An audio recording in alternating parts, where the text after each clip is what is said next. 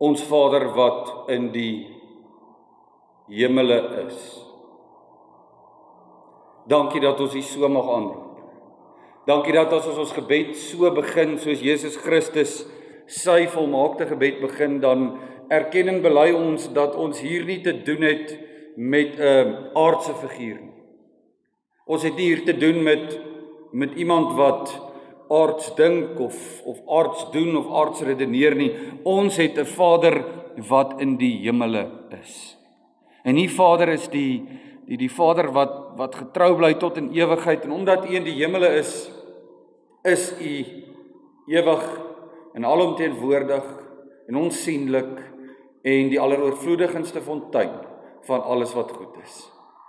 En dan bid ons sekerlik saam met U Seun, die Messias, die eerste en die belangrikste gebod, en dit is: laat U naam geheilig word. Die naam waarin daar soveel krag is. Die naam wat Moses se hart kom oopbreek, wat nie eintlik lus was vir die dienswerk waartoe hy hom geroep het nie. Die naam wat U Seun Jesus Christus vir ons kom leer op aarde, as hy vir ons sê, daar sal verlossing wees in die naam van my Vader. En dan leer hy vir ons U naam, en die uitbouing daarvan, as hy sê, ek is die ware wynstok. Ek is die weg, die waarheid en die lewe. Ek is die opstanding. En as hulle hom wil gevange neem, en daar storm 600 Romeinse soldate op hom af met die vraag: is U Jesus die Nasarener? En al wat hy sê is: ek is. Dan styer 600 gewapende man na die grond. Dit is die krag van U naam. En dit is die krag van U naam in ons lewe as ons U naam heilig. Daarom dank ons U Vader dat U deur 'n proses ook in hierdie gemeente gaan om ons U naam te leer. Sodat ons sal besef, U naam is nie Here nie. U naam is Jehovah, wat vertaal word in Afrikaans met ek is. Ons prys U groot en heilige naam. Hemelvader, dankie dat ons as gemeente midde in hierdie geloofsgroei, midde in al die beloftes wat daarmee saamkom as ons U naam reg ken en gebruik, mag ondervind en deel. Dankie dat ons kan deel hê aan die seën. Dankie dat ten spyte van aardse opinietjies en aardse plannetjies hier 'n gemeente tot stand gekom het, hier 'n gebou verrys het wat tot vandag toe nog al die eer aan U wil toebring. Wanneer ons op die eerste dag van die week hier by mekaar kom, dan is dit ons doel om te sê: laat U woord praat. Laat U aan die woord kom en laat U woord met elkeen van ons praat. Vader, dankie vir gehoorsaamheid aan die woord. Dankie vir lidmate wat ywer het vir U koninkryk. En dankie dat ons as 'n geloofsfamilie saam kan sê, ons probeer. Ons doen ons bes. En waar daar arms is wat lam word, of skouers is wat hang, of hande is wat slap geword het, Vader, gee ons weer die vermoë om mekaar te help, om mekaar op te tel, om mekaar saam te vat in hierdie koninkrykswerk wat vir hierdie gemeente uiteengesit is. Vader, ons is 'n biddende gemeente. Ons het baie lidmate in hierdie tyd wat deur geloofsworsteling gaan, wat hulle self kwel, wat angstig is, wat moedeloos is, en U woord kom spreek vanoggend al daardie dinge in ons lewens aan. Verdryf dit tog. Want U sê dat ware liefde vrees en angs verdryf. Mag ons U liefde vanoggend ondervind, sodat daardie dinge wat ons fokus steel, die wyk kan neem. Ons is terdee bewus van al ons sondes. Vader, hierdie is nie maar net 'n rympie nie. Hierdie is nie maar net 'n uiterlike herhaling van woorde nie. Hierdie is 'n hartgrondige gebed van 'n onvolmaakte gemeente wat tot U smeek. Wees ons arme sondaars genadig. Wanneer ons met U regverdigheid te doen het, dan weet ons staan geen kans nie. Maar dan kyk ons ook verder na die kruis en die graf. En ons sien die een wat vir ons, in ons plek, U toorn, die heilige woede oor ons sonde kom stilmaak het. En nou is daar Shalom, hemelse vrede binne in ons. Baie dankie daarvoor. In Jesus se naam. Spreek met ons Vader, want U kinders luister. Amen.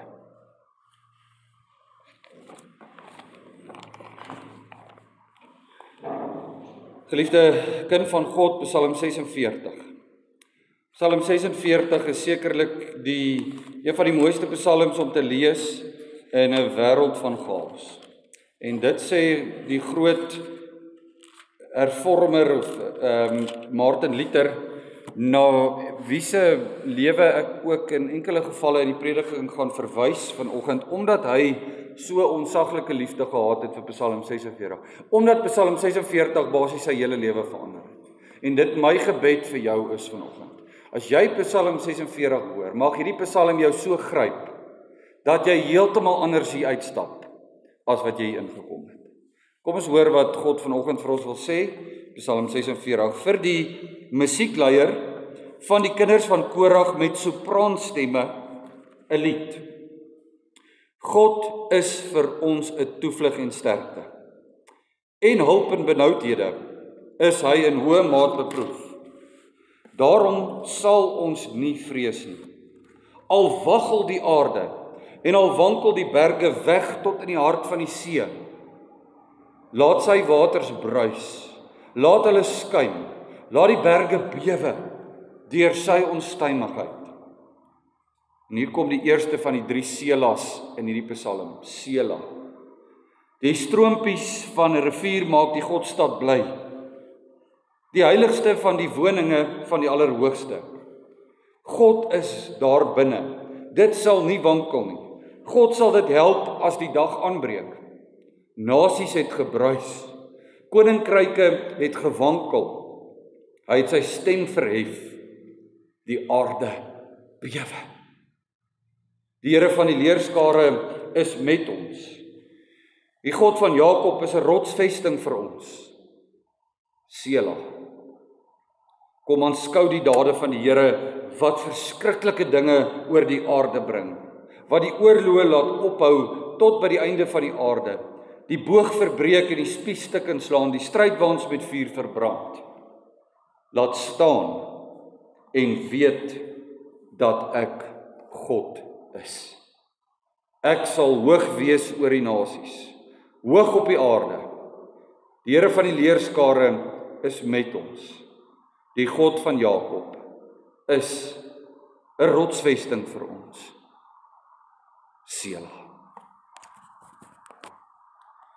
Nou, geliefde kind van God, hierdie Psalm vra vanoggend vir ons elkeen die vraag: waarheen? Waarheen? As jy nie meer weet hoe nie, as jy nie meer weet waarheen nie, dan vra jy tog. As jy op pad is daar 'n plek, maar jy het nie adres nie, dan sit jy tog koördinate in op 'n stelsel, of jy vat 'n padkaart, of jy kyk waarheen. As die stabiliteit wat jou rustig hou, besig is om onder jou te verkrummel. As jou aarde besig is om uitmekaar te val, wat hou jou staande? En dit is die vraag wat Martin Luther ook bykom in sy lewe. Met die reformatie, nadat hy 95 stellinge teen Wittenberg se kerkdeur gaan vasspyker het oor 'n kerklike stelsel wat totaal en al van die pad af is, hierdie kampstige, magtige Rooms-Katolieke kerk, dan worstel hy daarna so, omdat die stelsel so teen hom draai, dat hy basies amper mal geword het. Totdat hy eendag sy woord oopmaak en Psalm 46 lees. Psalm 46 het hy gesê, is nie net 'n psalm wat jy moet lees nie. Dis 'n psalm wat jy moet leef. En net daarna dan skryf hy hierdie Duitse lied uit Psalm 46 wat sê God is vir ons 'n toevlug. In 'n wêreld wat besig is om te verkrummel. Nie net dalk jou wêreld nie, maar die wêreld. Vat nie baie om te sien wat op hierdie oomblik in die wêreld aan die gang is nie. Is Psalm 46 jou padkaart na God toe? Is Psalm 46 jou geloofsvertroue om staande te bly, maak nie saak wat die lewe na jou kant toe gooi nie. Want in sy donkerste uur, sê Martin Luther vir die paar vriende wat hy oor het, kom ons sing die 46ste Psalm, en laat die vyand daarna kom, en laat hy sy bes probeer. En dit is juis sulke aardskuttende oomblikke in ons lewens, wanneer ons 'n besluit moet maak. Waarheen neem ek my toevlug? En dan kan ons elkeen vanoggend maar eerlik met onsself wees, waarheen gaan jy as jy voel, dinge is bietjie los hier onder my? Dinge is besig om te verkrummel. Wat gaan ek my beskutting maak? En dan spreek Psalm 46 sommer dadelik dit aan. Hy val met die deur in die huis, vers 2, God is 'n toevlug en sterkte. As hulp in benoudhede is hy in hoë mate beproef. Hy is altyd bereid om te help. Beskryf hierdie vers my ingesteldheid onder die lewe. God is 'n toevlug, hy is 'n sterkte, ons sal nie vrees nie. Vir al die afgelope paar jaar wat verby is. Nie net jou wêreld nie, maar die wêreld wat besig is om uitmekaar te val. Is dit hoe ons reageer as ons 'n koerantberig lees? Of as ons nou weer iets in die nuus sien wat ons ontstel? Is dit jou reaksie? Ek sal nie vrees nie. God is 'n toevlug. God is 'n sterkte. Hy sal help in nood. Nee. Ons het deel gewerk van die word van die wêreld se gesindheid, veral ons kultuur. Ons as klaar 'n Olimpiese sport was, dan sou die Afrikaner of die boer keer op keer die goue medalje kon wen. Want ons is meesters daarin om te kla. Ons het dit vervolmaak. En nou kom Psalm 46 en hy leer jou net mooi die teenoorgestelde. Hierdie Psalm is geskryf in 'n tyd van groot angs en onsekerheid en spanning. En ek gaan net vir jou sê wat hierdie angs en spanning is, dan kan jy dalk sê, ja, nou maklik vir jou om te sê van die preekstoel af. Maar jy het nie my lewe nie, jy het nie my angs en my spanning nie. Ek gaan nou vir jou sê, wat se angs en spanning die mense in Psalm 46 gehad het, en dan weeg jy jou angs en spanning teen hulle sin op. En nou gebruik die psalmdigter 4 beelde. 4 beelde om hierdie situasie te beskryf, waarin hierdie mense sit. Die eerste een, het gaan saam daardeur vers 3, die aarde wagel. Die tweede een is, die berge wankel tot in die hart van die see. Die vers 4, die waters bruis en hulle skuim. En dan ook in vers 4, die berge bewe in hulle omstuimigheid. Hoor jy dat daar veral 2 dinge is wat hier ter sprake kom, berge en see. En dit is nie toevallig nie. Dit is nie 'n goeie tyd om te lewe in die tyd van Psalm 46 nie. Ons kan onsself nie begin indink hoe moet dit wees as berge in die see begin tuimel nie. Maar in die Bybelse tyd het 'n berg 'n spesifieke simboliek gehad. Hierdie is eintlik vir ons 'n prentjie wat die psalmdigter vir jou wil gee. Want 'n berg is die simbool van stabiliteit. Berge beweeg nie. Berge staan deur eeue en millennia staan hulle vas. Baie mense in daardie tyd het geglo dat die berge selfs die pilare was van die aarde wat die hemele in sy plek hou. En nou gaan toets jy dit. Val as jy in hierdie omgewing groot geword het. Gaan kyk dalk na die bergstruktuur daar by die kloof, of gaan kyk dalk na die berg, die links en regs as jy in die dorp ingery kom. Baie het al verander, vandat jy 'n kind was tot nou.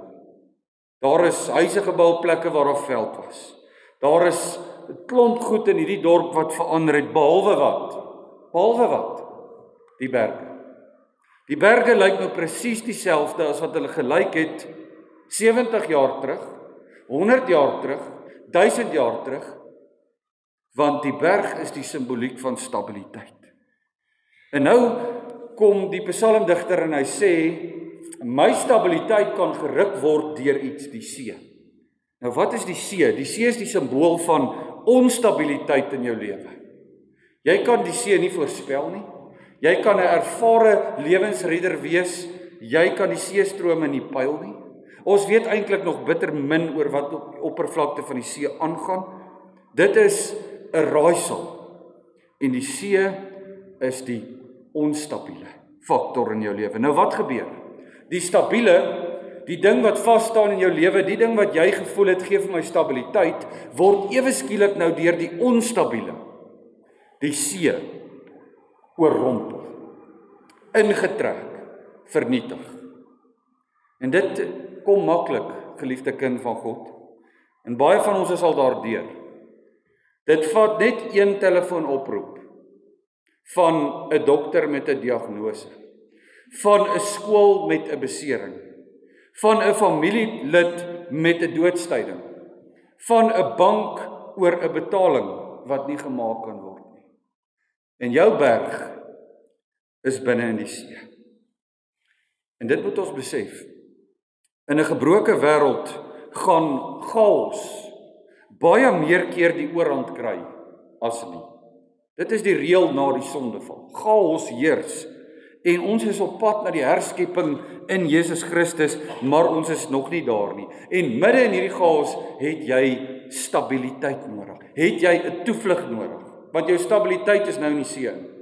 Die berge wat jy gedink het berge is, lê in die see. Wie is nou jou toevlug? Wie is nou jou rotsvesting wat nie kan beweeg nie?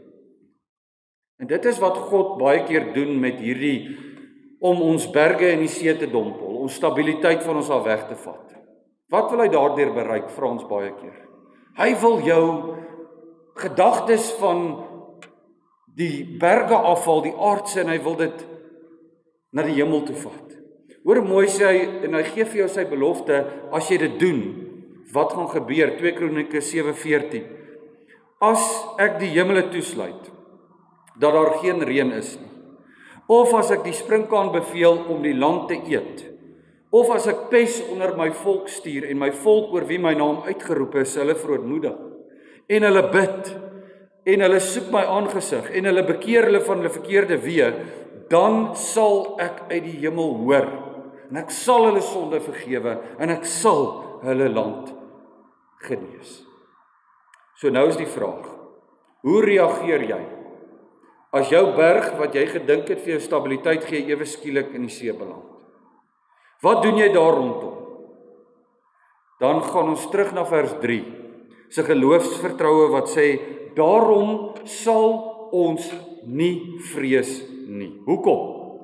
Want God is 'n toevlug en 'n sterkte. Hy het homself al oor en oor bewys, nie net in jou lewe nie, maar in die lewe van Israel af, tot vandag toe.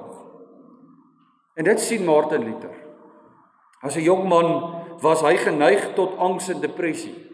Hy was 'n skaam, van nature skaam mens. Inteendeel, die rede waarom hy besluit het om 'n monnik te word, was hy's eendag vasgekeer in 'n donderstorm, en as die weerlig hier langs hom slaan en hy dink hy gaan sy lewe verloor, dan word hy totaal en al oorval met angs en vrees. En dan besluit hy by homself dat hy 'n lewe in die klooster gaan lei. Hy was op soek na die sekuriteit van hierdie kloostermure om vir hom 'n toevlug te gee. So hy was op soek na 'n aardse berg. Iewers moet 'n aardse berg vir my stabiliteit gee. Hy wou net uit hierdie storm in sy lewe kom, en hy het gedink hy gaan die vrede kry in 'n klooster. Maar toe gebeur net die teendeel. Hierdie godsdienstige toewyding van hom lei net tot nog meer angs en depressie. Hy skryf dat hy homself amper doodgemaak het met sy nagwake, sy gebede en al sy leeswerk. In die nagte het die duiwel met hom geworstel. Hy het homself doelbewus uitgehonger. Hy het geweier om 'n kombers te gebruik in hierdie koue kloosterkamertjie waarin hy gebly het. Die eerste keer wat hy voor 'n klomp mense moes preek, het die vrees hom so oorval dat hy by die kerk uitgehardloop het en die erediens gekanselleer is. Hierdie man, wie sy hele lewe deur angs en depressie gereël is, maak toe kennis met Psalm 46. En binne 'n maand, slaan hy 'n stuk papier, suiwer skrifuitleg teen die magtigste kerk van daardie tyd op aarde se deur vas, die Rooms-Katolieke kerk. Hy word ingeroep deur hierdie kerklike leiers en daar sit hulle banke vol en hulle vra vir hom, jy moet dit terugtrek wat jy geskryf het. En dan kom die woorde van Psalm 46, God is 'n helper, ek sal nie vrees nie. Dan staan Martin Luther daar en hy verduidelik vir hulle waarom die woord sê, uit genade alleen, deur geloof alleen, die woord alleen, aan God alleen die eer. Hier staan ek kan nie anders nie. God help my. Ek gaan nie ingee vir julle leuns nie. God help my. Klink dit soos dieselfde man? Luther was nie van nature 'n dapper man nie. Hy was bang. Hy is bang, vreesbevange soos baie van ons elke dag is. Hy het uiteindelik die toevlug gevind waarna hy sy hele lewe lank gesoek het. Nie die binnekant van 'n klooster nie 'n kerkstelsel of 'n kerkverband nie, maar die woorde van God in Psalm 46. Hierdie angs en depressie wat die oorhand in sy lewe wou kry, wat hom telke male hoor sê het, as hierdie angs en depressie gekom het, dan het hy vir die mense wat rondom hom was gesê, vriende, kom ons sing die 46ste Psalm en daarna kan die vyand maar weer probeer. Hy kan maar weer kom met alles wat hy het. En dit is wat Jeskia ook geleer het. Johannes Calvin plaas hierdie gebeure van Psalm 46 in die lewe van Hizkia. En nou kan jy self gaan opweeg in die Psalm 46 se tyd hoeveel spanning en angs daar was. Dit is geskryf in 'n tyd toe die Assiriese ryk, die magtigste ryk in die wêreld, Jerusalem wou beleer. Nou Hizkia het eers 'n groot fout gemaak. Hy het eers by Egipte 'n bondgenootskap gaan soek. En dan sê Jesaja vir hom, wat doen jy dit? Hoekom gaan soek jy 'n bondgenootskap by mense as jy God het? Hoekom soek jy berge wat in die see kan verdwyn as jy God het, die onbeweeglike?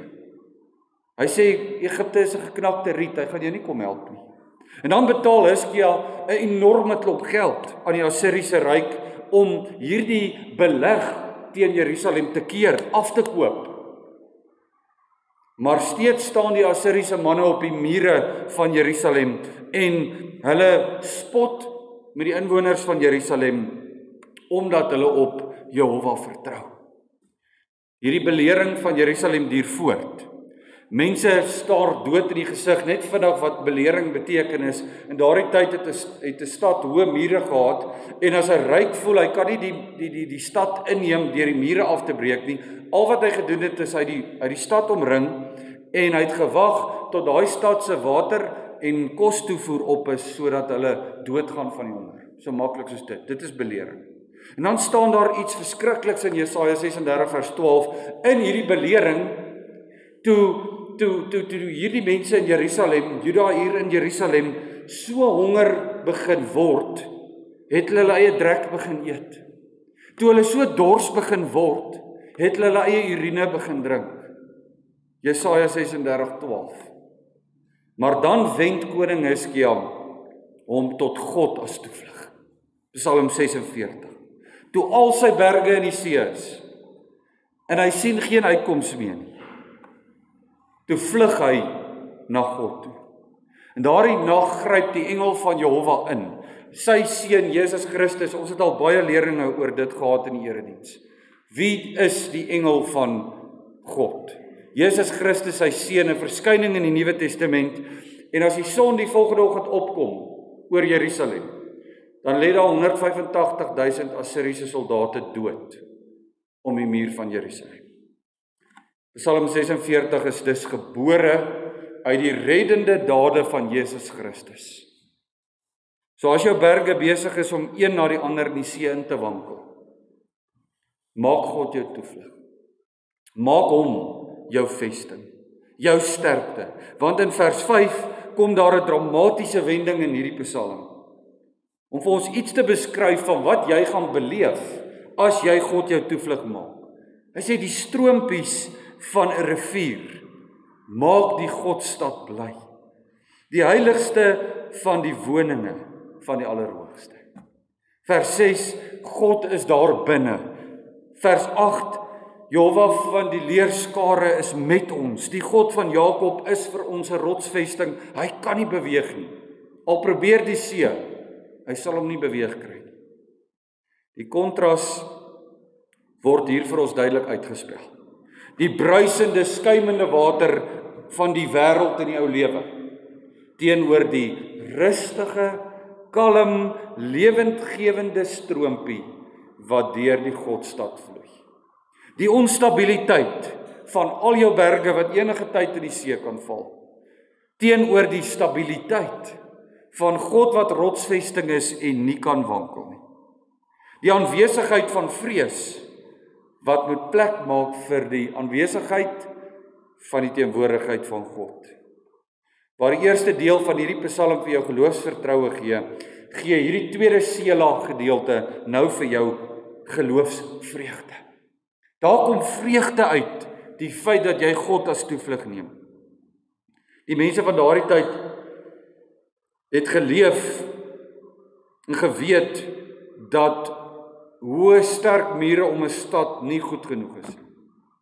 Baie van die grootste stede in die geskiedenis het geval ten spyte van hulle hoë mure. Die vyand, soos ek reeds gesê het bloot net die stadsmuur beleer en gewag dat almal binne in die stad doodgaan van honger en dors. En dit is hoekom dit belangrik was dat 'n antieke stad daar 'n rivier moes deurvloei. Babilonië het die Eufraat, Egipte het die Nyl, Rome het die Tiber. Maar gaan kyk bietjie op 'n kaart of daar 'n rivier deur Jerusalem vloei. Geen rivier. Geen fisiese watervoorsiening nie. Inteendeel, Jerusalem is in 'n semi-woestyn op 'n berg wat water vloei na boontoe baie bemoeilik. En dan was daar so 'n paar kilometer uit buite die stadsmuur. Gaan jou nie veel help as die vyand jou beleer nie. Was daar 'n fontein met die naam van Gihon. Nou hierdie fontein was net seisoonaal. Wat beteken dit? Hy het net baie keer water gehad en hierdie water het dan uitgestoot in die stroompie van Siloa. En dit is waar die mense, die vroue van die stad dan elke dag gaan water haal het sodat die mense in Jerusalem water kan hê om te drink. Maar as die Assiriërs nou wil beleer, dan kom koning Hizkia agter, hier's 'n probleem. As hulle ons nou gaan beleer, dan kan ons nie water buite die stadsmuur gaan haal nie, dan maak hulle ons dood. Wat gebeur dan?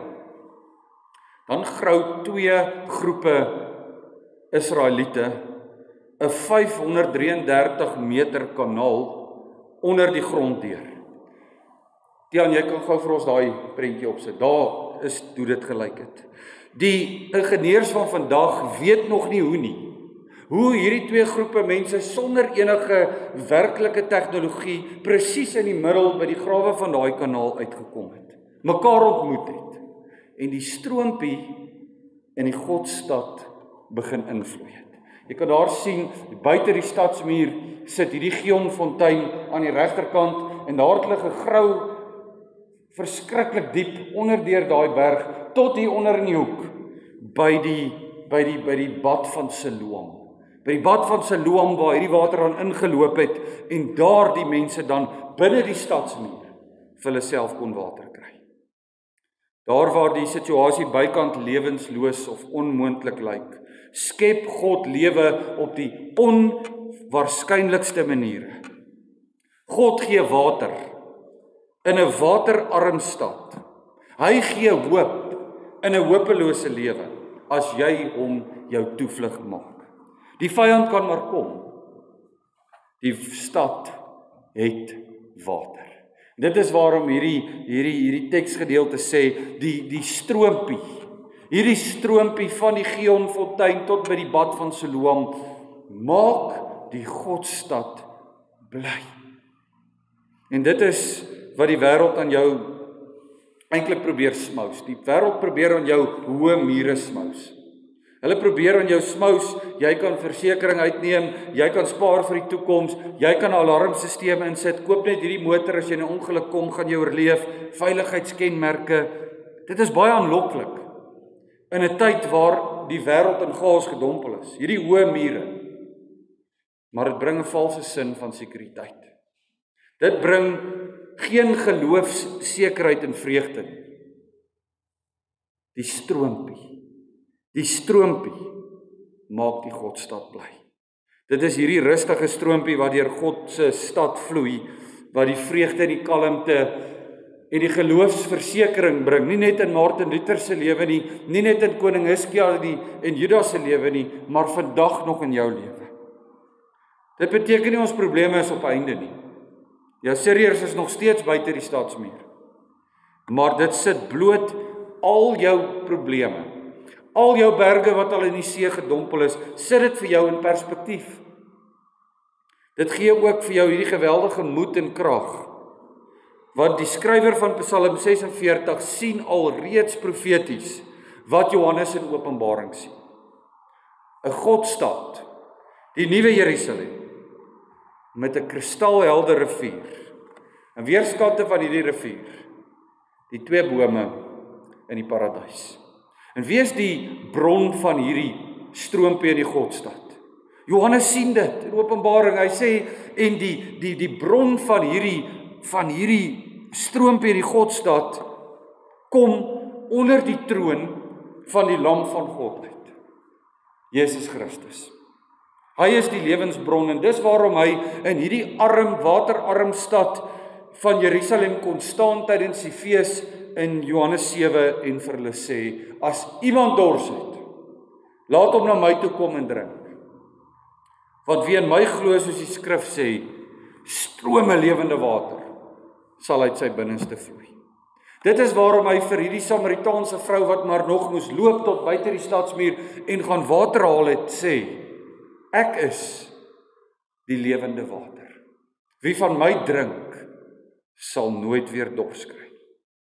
So in hierdie derde deel, hierdie laaste Sela deel van hierdie Psalm, vers 9 tot 12, vat die Heilige Gees jou nou na die Godstad se venster toe en laat jou net bietjie uitkyk weer oor wat hier in die wêreld aan die gang is. Dit is profetiese woorde. Dit is, Psalm 46 is iets wat nog in vervulling moet gaan voor die wederkoms. En die Psalm wil jou verseker, maak nie saak wat se oorlog of stryd jy in jou lewe beklei op hierdie oomblik nie.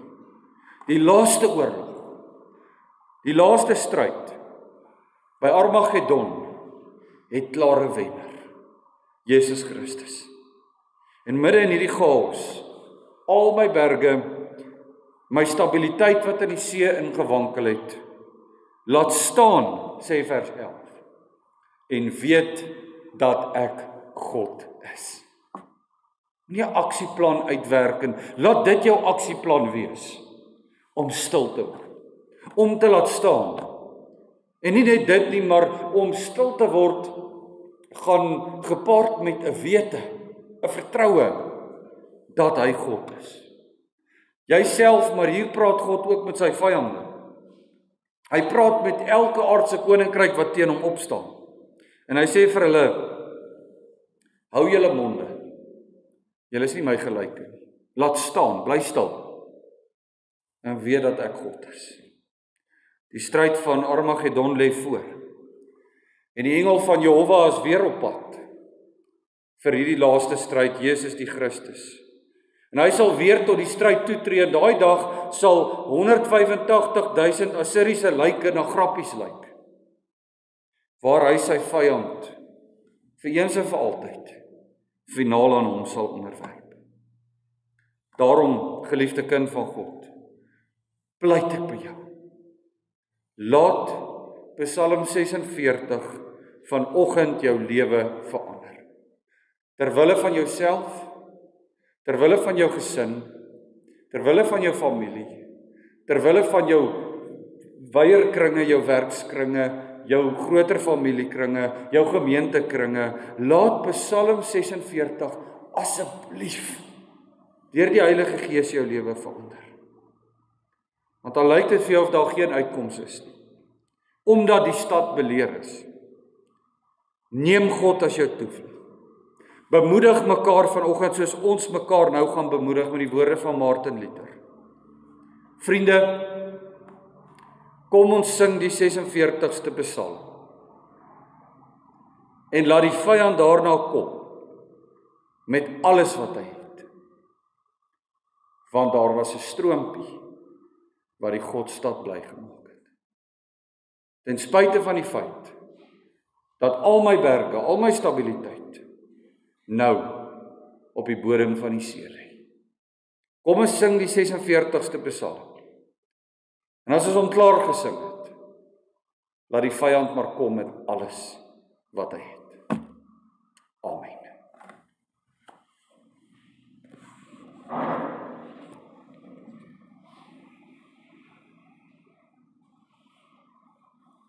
Vader in die hemel, groter geloofsversekering kry ons nie.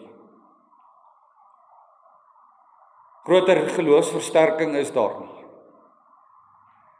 Dat U in doodgewone, van nature bang mense, soos 'n Martin Luther, soos 'n koning Hizkia werk en vir hulle sê, God is 'n toevlug in die nood. 'n rots wat altyd vas bly staan, al wankel jou berge, dit wat jy geglo het in jou lewe vir jou stabiliteit gaan gee, tot na aftrede en tot by die dood, al wankel dit tot in die see in. Al word jou stad beleer en al beteken jou hoë mure vir jou niks. Daar's 'n stroompie. Daar's 'n lewegewende stroompie wat ons die Godstad bly maak. En dit, Vader, dank ons U dat Johannes dit al bevestig, eeue later as hy terugkyk na Psalm 46, dat hy sê, ek sien hierdie lewendgewende stroom van onder die troon van die Lam uitborrel. Vader, waar ons nou die 46ste Psalm gaan saam sing as gemeente,